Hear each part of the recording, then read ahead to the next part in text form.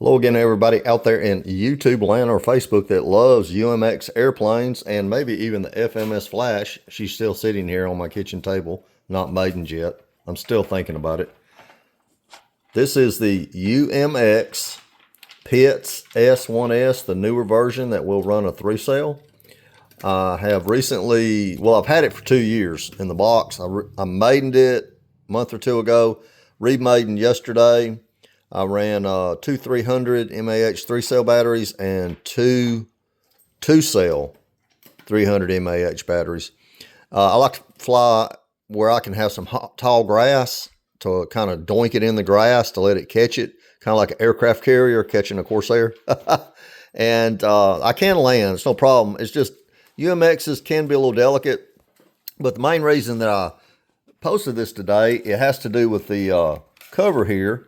And what I found is when I put my battery in and work it all in, I use a little piece of Velcro strap that I used to wrap up cables in the music business. And you just slide it in there and it just kind of stays there, so you don't have to pull it on and off and on and off of this foam board, which can tear that foam board up in my experience with UMXs. So in doing that, there's not a lot of room right here for this part.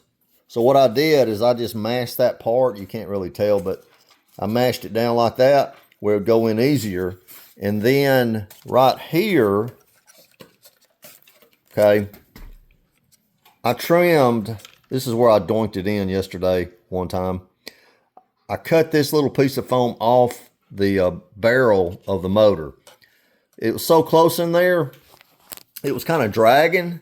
And I may do the bottom. If you notice, the bottom is just touching the foam. It's hard to see that, but it's really super close.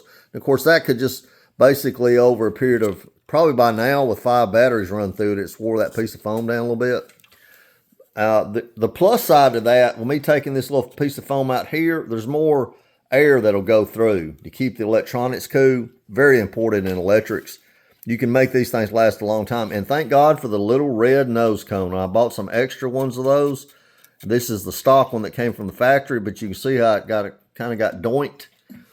So some other little things I did. This is kind of just setup video. If you notice right there on that strut, there's a black piece of fiber carbon. I did that on both sides. I've done that on all the biplanes I've ever owned. And as you can see, I did it right there. I just taped it on there. It's not real fancy.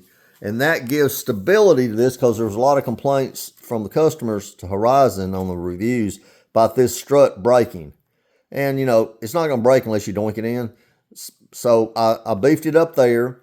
And what I also do, I haven't done it on this one yet, but I usually go and get my 5-minute epoxy. It's a 2-part epoxy. Mix it up and I put it wherever there's connections. Like there, the little connectors there that hold the wires, anything like that. It makes everything more stable. So at any rate, just wanted to share about a 3 or 4 minute video on some of the setup. If you have any questions, give me a holler. I love the UMX.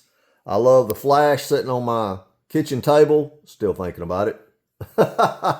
120 miles per hour to you. So you guys take care and get out there and try to fly, man. Life is so short. We're very blessed with our health. I'm 66, going on 67. So I'm getting out there. Y'all take care. I'm out of here.